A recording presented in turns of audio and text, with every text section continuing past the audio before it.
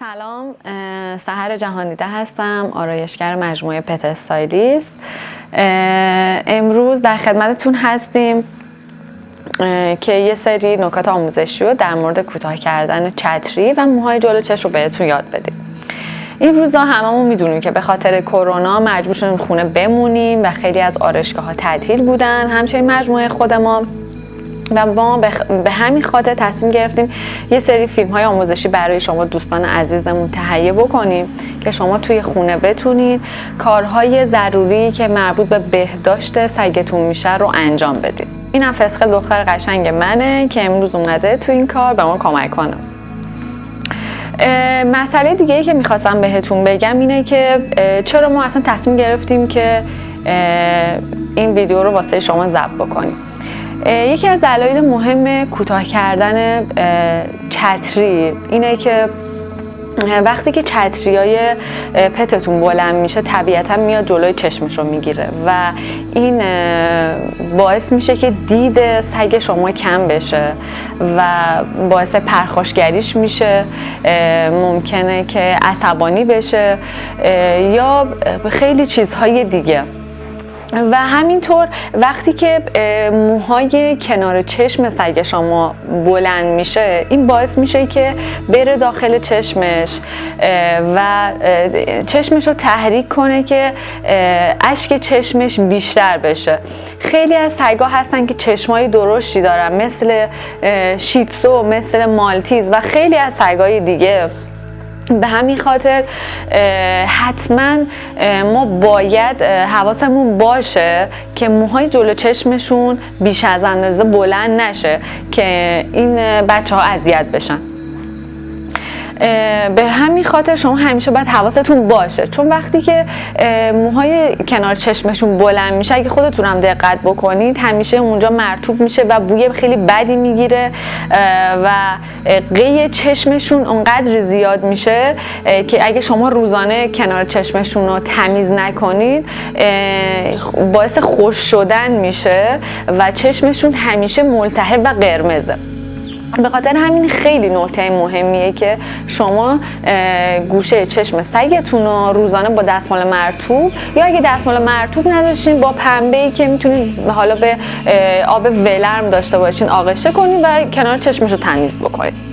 خب الان میخوام ابزاری که بهش نیاز داریم رو بهتون معرفی بکنم. همونطور که خودتون دارید میبینید من توی این خونه دارم این کار رو انجام میدم با وسایل خیلی ساده و ابتدایی که هممون توی خونه ها اینو داریم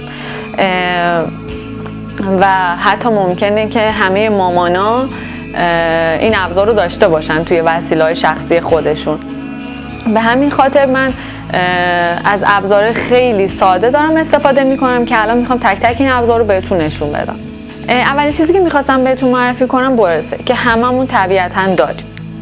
من برس کوچیک انتخاب کردم برای فسقل. چرا؟ چون فسقل صورت کوچولویی داره و حجم موی کمی داره. دومین وسیله شونه است. شونه هم همینطور هممون داریم.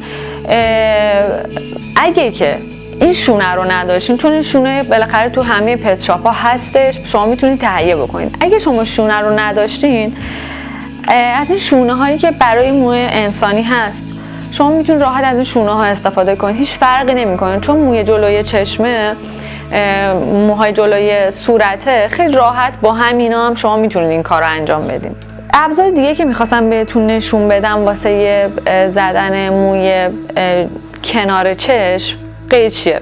این قیچیه که همه مامانا تو کیفشون دارن و برای حالا ابزار آرایشی خودشون استفاده میشه. چون کوچولوه شما میتونید به راحتی موهای کنار چشمش رو بزنید، خیلی راحته و کنترل کردنش، مخصوصا اگه سگتون سرش رو تکون بده طبعا اتفاق خاصی نمیفته که خدای نکرده بخواد بره توی چشمش. یه چیز دیگه ای که شما اگه تهیه کنید حالا تو خونه داشته باشین بد نیست، پیتاژ. خب حالا پیتاژ من که ابزار مخصوص کار خودمه، شما میتونید از حالا لوازم آرایشی یا حالا توی منوچهری یا هر جای دیگه یه پیتاژ انسانی تهیه بکنید. یه پیتاژ انسانی خیلی ساده هست، حتما لازم نیست هزینه بکنید. که برای کوتاه کردن چتری شما از پیتاژ استفاده کنید خیلی امن‌تره و خیال خودتون هم راحت‌تره.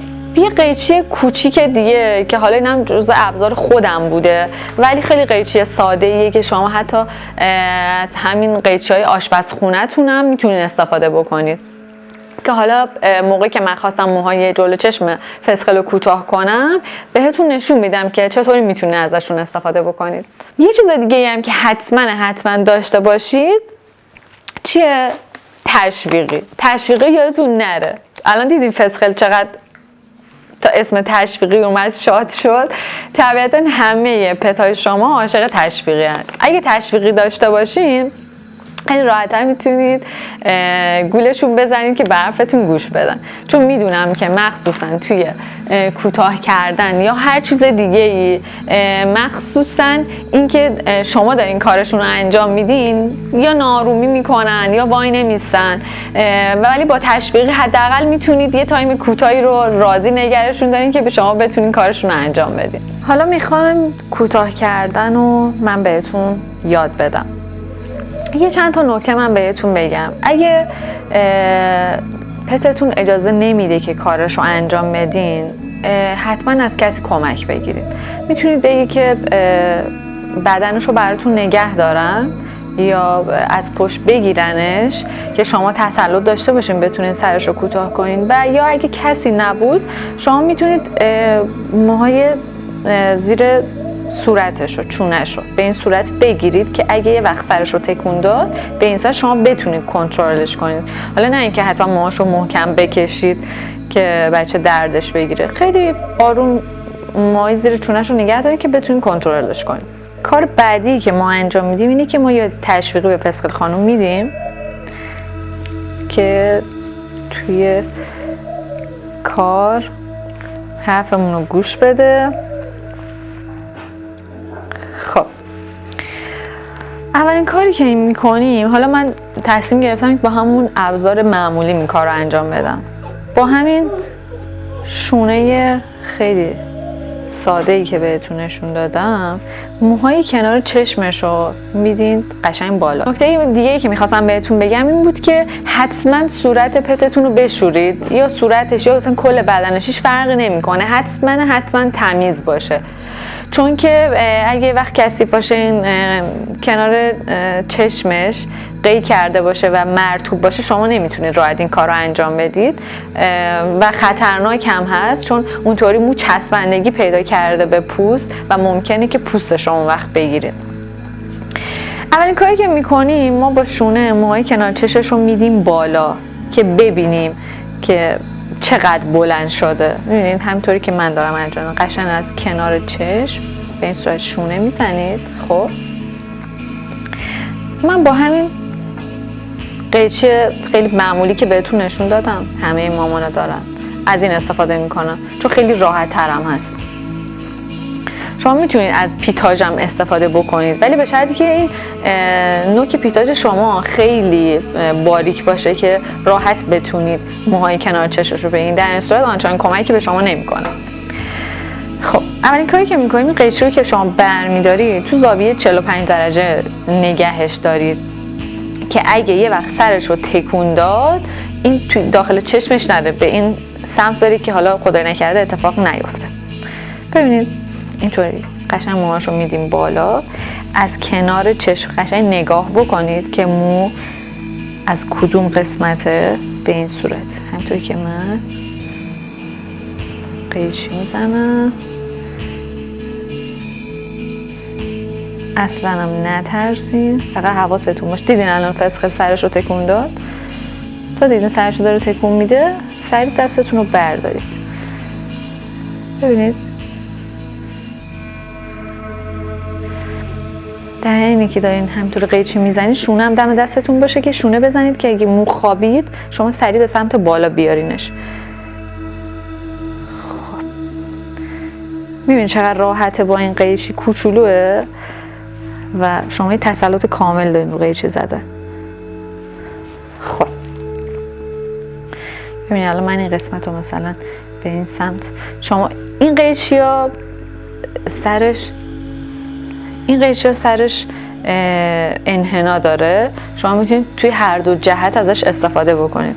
ببینید دوستان، برای اینکه ما بتونیم این انحنای بالای این قسمت بین دو چشمش رو در بیاریم، این قیچی ها همشون یه حالت انحنایی دارن. خب شما از این انحنای رو به پایینش استفاده کنید که این حالت رو بتونید به این قسمت بدین. دوباره با شونه میدیم بالا، میبینید اینا هنوز بلنده، خیلی آروم اینا رو قیچی میکنید. دیگه این بستگی به هنر شما داره که این چقدر تمیز در بیاد. خب حالا من دوباره قیچی رو سمت بیرون میگیرم. این گوشه های چشم میبینید اینا همه باید زده بشه. میبینید اینا همینطور اینجا، اینا همه هنوز باید زده بشه.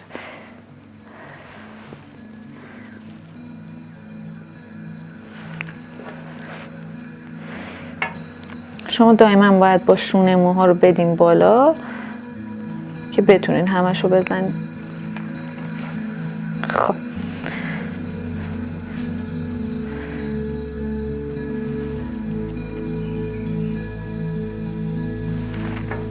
خب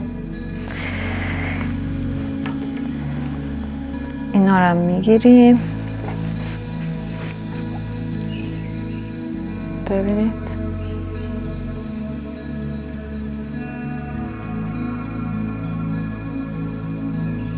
به این صورت. خب من الان موهای کنار چشم فسخلو زدم. حالا میریم سراغ چتری. ببینید این موهایی که توی فاصله بین دوتا چشم در اومده این قسمت، خب شما اینجاها رو هم باید قیچی بزنید به این صورت.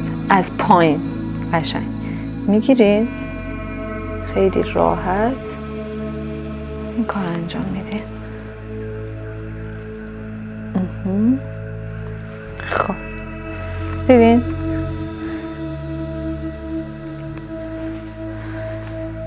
این از این. خب حالا با شونه چتری های پتتون رو میدین جلو به این صورت.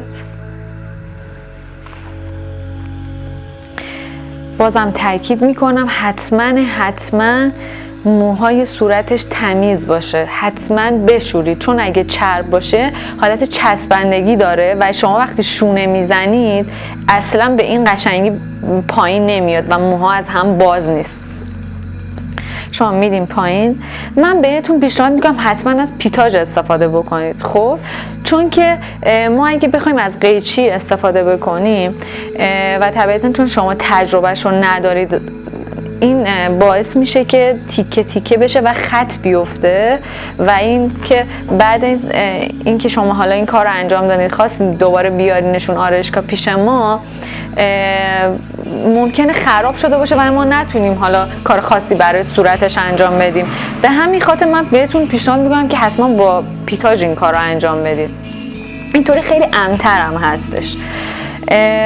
وقتی تمومه موهای چتریشو دادید جلو، ببینید از جایی که الان میبینید فسقل قشنگ اومده جلوی چشمشو گرفته. دقیقاً اونقدری میزنید که بتونید چشمشو ببینید. خب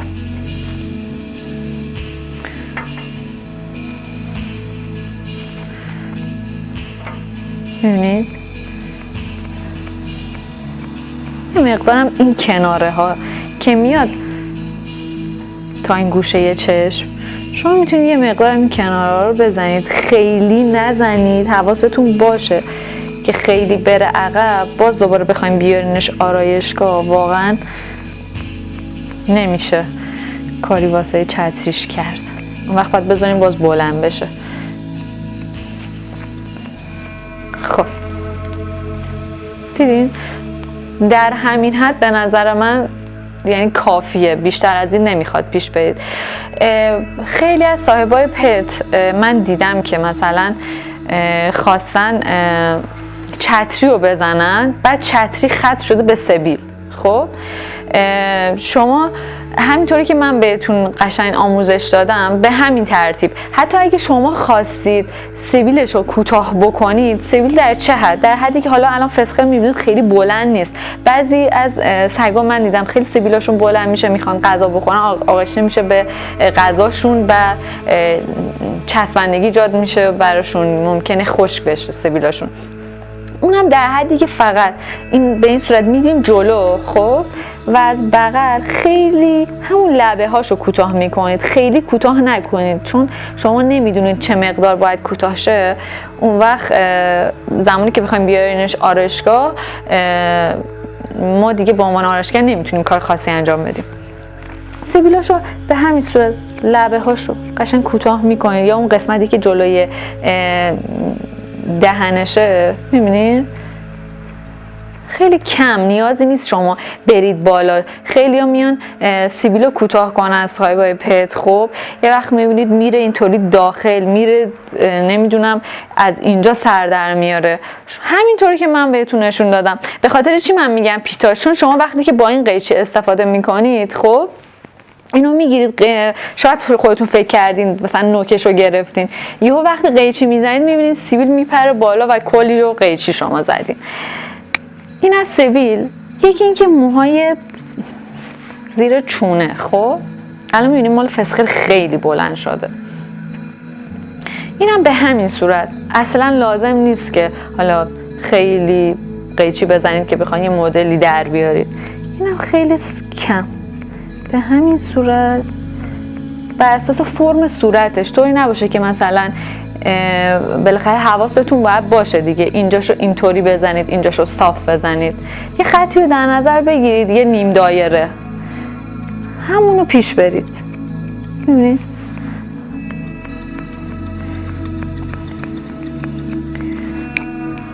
به این صورت. این با پیتاژ خیلی راحت تر از قیچیه. الان این ور سیبیل فسقل هم بلنده. من به این صورت لبه هاشو میزنم دیگه. اون بستگی به دید شما داره که این ور و اون ورش با هم دیگه تقارن داشته باشه.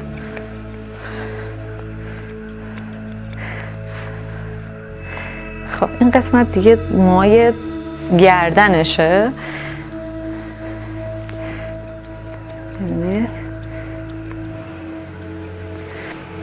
خب همونطور که پیتاژ دستتونه، این موهای بالای بینیشون هست این قسمت الان. خب اینا رو دیگه با قیچی من نزدم چون خواستم با پیتاژ بهتون اینو یاد بدم. اینا میبینید جاش بلنده، یه مقدار نوکشو میگیرید که اینها هم بلند میشه، میره جلو دیدشون رو میگیره.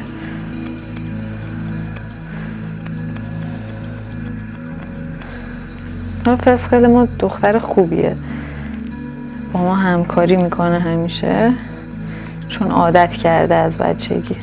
شما مگه پتاتون رو از همون زمانی که کوچولو هستن، 4 ماهگی 6 ماهگی فرقی نمیکنه، هر چه زودتر بهتر بیارینش آرایشگاه. حتی اگه آرایش خاصی هم نخوایم انجام بدیم، هم که محیط آرایشگاه آشنا بشه، روی میز قرار بگیره، صدای قیچی رو بشنوه، کم کم از طولگی عادت میکنه.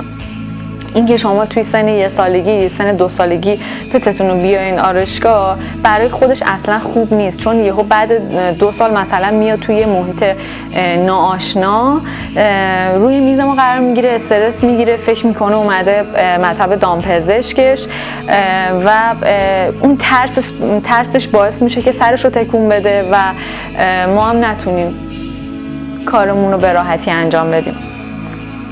به خاطر همین از همون طولگی سعی کنید بیاینش و با محیط آرایشگاه آشنا بشه. خب الان فسقل خانم ما رو میبینید. پس ما اولین کاری که کردیم موهای کنار چشم و شونه زدیم و من همینم حتما بهتون بگم که همونطوری که شما قیچی میزنید شونه هم حتما کنار دستتون باشه که موهاشو هی بدید بالا و بتونید ببینید. ببینید الان من اینجا رو دوباره که شونه زدم میبینید این قسمت رو الان این مو اضافه است. شما میتونید با همین قیچیتون دوباره این کنارش رو بگیرید.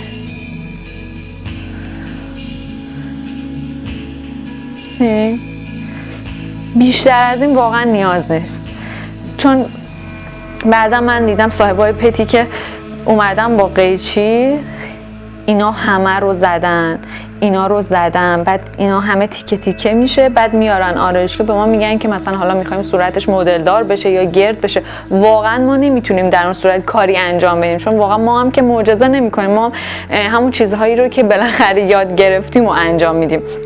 شما وقتی که اینا رو قیچی بزنید واقعا دست ما بسته است، ما نمیتونیم مدل خاصی بهش بدیم. به خاطر همین تا جایی که امکان داره این کار رو با احتیاط انجام بدید، فقط برای اینکه به پتتون کمک کنید که حالا در همون حدی فقط جلوی چشمش رو بزنید که بتونید راحت ببینه، اصلا نیازی نیست که مدل خاصی بهش بدین. خب دیگه کار ما تموم شد.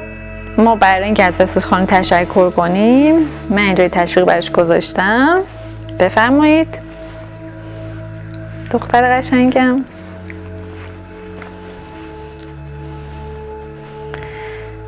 این هم از فسقل خانم ما که جلوی چشماش باز شد. خب کار ما تموم شد. در ضمن خواستم بهتون بگم که اینم لیلیه، دختر دیگم. لیلی نژادش جک راسله. نژادایی مثل لیلی که موهای خیلی کوتاهی دارن ریزششون شدیده. به همین خاطر شما میتونید که روزانه حتما شونه بزنینشون که اون شونه زدن باعث میشه که یه سری موهای مردهشون از تنش بیاد بیرون و حداقل این که تو خونه‌تون پخش نمیشه. چون که من خودم این مشکل رو خیلی دارم توی خونه، چون لیلی ریزش موهاش فصلیه، ممکنه بعضی وقتا ریزش موش انقدر شدید بشه که شما کلا موهاشو توی هوا هم ببینید.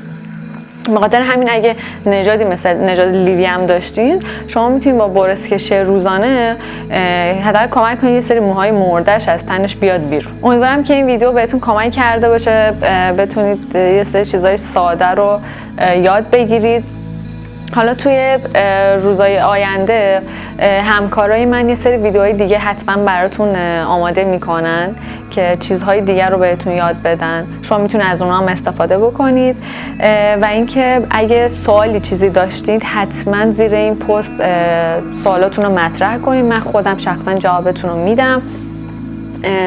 یا اگه مشکلی براتون پیش اومد حتما سوالاتون رو مطرح کنید، من به تک تکشون جواب میدم. این بحران کرونا باعث شد که هممون بیشتر به فکر هم باشیم. منم وظیفه خودم دونستم که با ضبط کردن یه ویدیو کوچیک بتونم که تو این زمینه بهتون کمک کنم، زمینه‌ای که حداقل خودم توش تخصص دارم و امیدوارم که مفید واقع بوده باشه. برای تک تکتون آرزوی سلامتی میکنم. به امید دیدار.